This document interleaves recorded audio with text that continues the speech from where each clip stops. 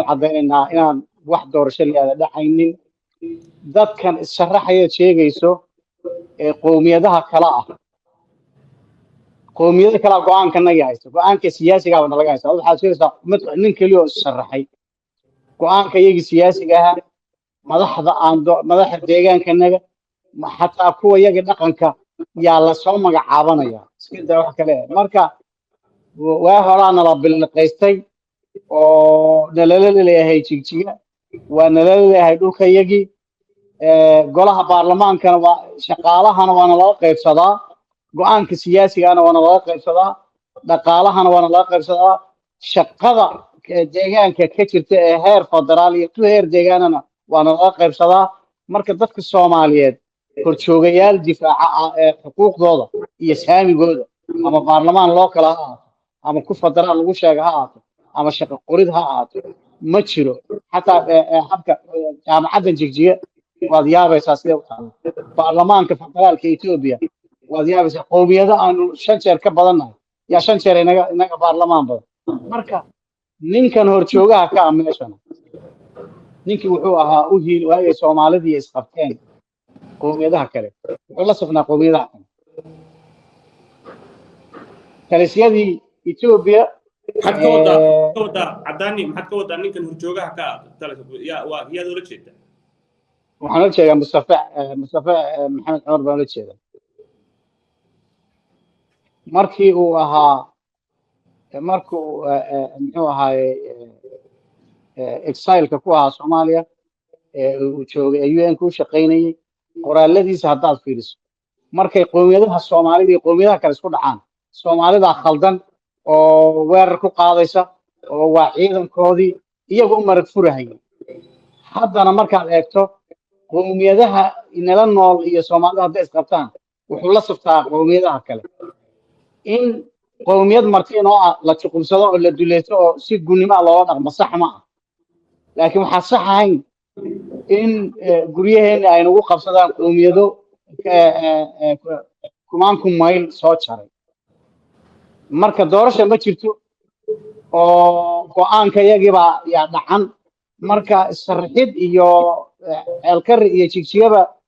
محاول كسب شيء إنه مر والله لا صفت مرر بدل لا صفتي قوميها كلام مركز سلينين هذا هو وضدي بعد مرتين أو بالبلاد دتك كل أنتي لو حسوق اللهم حرسته لا بكون استديو طبعا ولي بقى سعر حندراء لو ودي المركز هالكاس بتكوي هذا شيء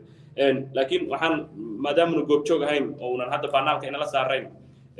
وإد بنكينا ونكتب معطي مركز I hope إنه سكت دفاعي دونه يدي ساعة waxaan u gudbaynaa markan barnaamijkeena toos sii galaynaa afayane mucaaradka dawladda deegaanka Soomaalidu ama dadka ka aragti duwan mar walba qolada haysata meesha oo wanalaf oo urugobnimo doona oo muddo badan qori ku halgamaysay oo duurka ku jirtay iyo dad kale oo siyaasiyiin oo mabaadii qiyam leh oo adag leh oo mar walba ka soo horjeesada dadka in la xasuuqo in la tacadiyo ummadana aan self discrimination keedana aan ka gurgurtumin ummadana ay ka tishigeeda mar walba jira haddana saas ay tahay mar walba ay xaaladu kululaato ama isbedelo dhacaan kurku deegaanka uu ka baxa ama waxa la dhihi cuno inta badan dadku weydiinayo waa maxay dadkan aan gudaha joogin ama ha Soomaalida kale geeska Afrika ka dubay Soomaalida dawladda deegaanka Soomaalida oo siyaasiyiinta mucaaradka ee hadlaya ay banaanka u joogaan ba la isweydiinaya marka afayeen arrintaas maxay ka dhigan tahay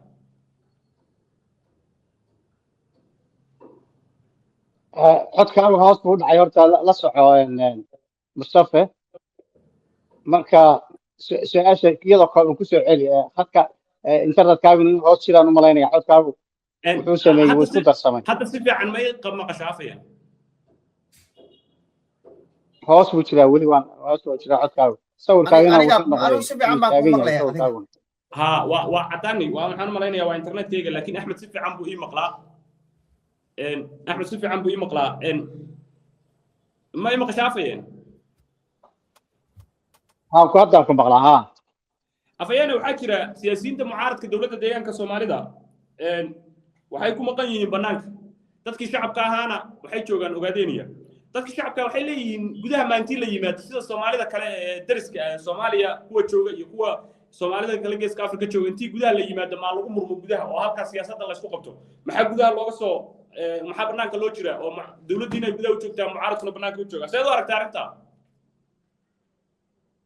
waxaan u aragnaa inay taaf dadku fahmi waayaan ma aha waa xogogaal isha macallina Ethiopia ما أقوله حرية القول حق وحبرده حق إكسبريشن كلي هذا حق صحافة ما أقوله حق إن أسبلي حزبية إن بنام بحث سمايسو إن الحزب سمايسته إن أيديولوجيكالي أوجد وأنا تكالسك إن سوق بسرعة يجاي أو حر الله ما أقوله سومالي هو حر سومالي أنت عارف كذا الله هذا كرا جمهورية الصومالية الله هذا كرا كينيا مدحوينه ما تقول لقى الله قابضنا يرى تشيكيا قابضنا ما ممكن أشوفته دلنيرة دي فيسبوك هي تيك توكر كا واحد دلنيرة مالها كنا في نفسها يا كولا قحبي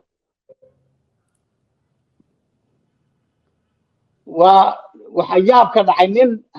هذا السوق اللي جالس وقفتي أما NGO مالها ودولن شريبا يمكن السوق قفتها ممضى قتها للذي هقول كوين بماذا حقلين فاس ديكتاتوريا إنه بقرطوية أبيه كان على أي طاية وكلا ولا صباحية مركزو شعب كعدك هي أفكا هي سنكا هي قعمها هي لغة منه كحد الدنيا وحريتك قاضي وعبسيو وحق نقالها وفريستو وحق شقهلد وفريستو ومحكمة الله فريستو وشرع بين الله فريستو وبوليس كوربتين الله فريستو oo ay amni been loo dhax fariisto marka waa qol mugdi ah dhulkeenu marka ruux kasta oo enlightenment sameynaya inuu wax iftiimiyo ama aqoon iyo saxaafad iyo xorriyad qowl soo kordhiya doonaya ama siyaasad iyo muxuu ahaay tartamid soo kordhiya jeel buu geli marka inaan banaanka ka soo hadallo oon xaqa ku adilno oo saxaafadda u marino oon bur iyo xoog iyo qowba soo qaadano oon ummadda ka dul qaadno muxuu ahaay gumaysiga arad kiilo iyo gumaysiga buurta yare muxuu ahaay u fadhiga buurta yare la dhaho muxuu injineer meesha buurta loo yaqaano garab casir buurta garab casana waxaa noo fadhiyaa dictatori local ah Addis Ababa waxaa noo fadhiya dictatori federaal ah marka labada shaytaan in laga qabto weey dadka kolkaan baa iman karaa inuu ra'yi afayaan cadaani barnaamijkeenu waa gabagabo markii la joogo dowladda wajigaaga dadka waan ugu talagalay insha Allah injineere cadaani afayane waxaa jira dadkii waa la kala garan laayahay yaa gobonimo doona yaa gumaysi la ciyaara waa adiga arkay qolo calankii oona la footo adigu sheegtay oo waan sharaxmaynaa oo xafiisyadii oona la weeraraysa nin oona la calankii oona la footo oo xafiiska oona la weeraraya mustafii de adogayda madaxweynaha ay lahaa oona la baan burburinayay Nairobi ka yiri ur walba oo la dagaalamayna oona la ku aasaysan tahay gobonimo doon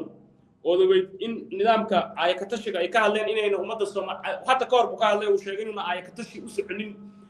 oo ay rabaan hadda in Ethiopia intay dhex galaan wax la qaybsadaan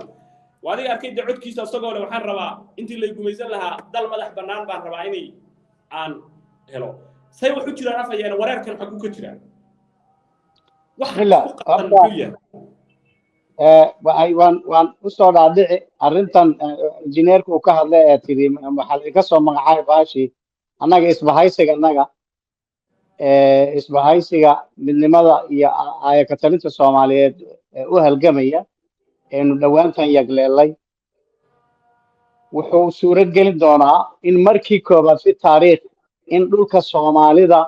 ee Somali State Soomaali galbeed ogaadeenaya inay gacanta dadka Soomaalida soo gasho oo ayna shirkadda ban noqonin yaan xaqiijinaynaa horta waa qodob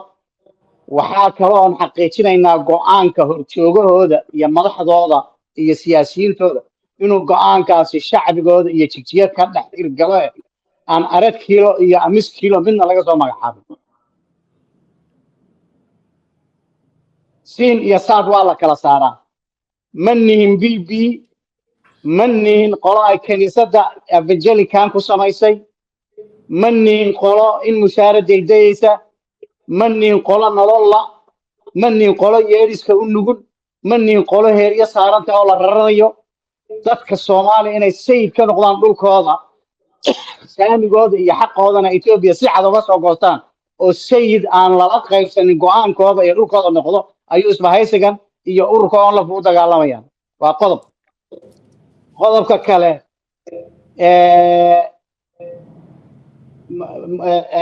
Mustafa dhaha iyo gobonnimaan rabnaa ururka iyo raggii la soo aasaasay Siraaj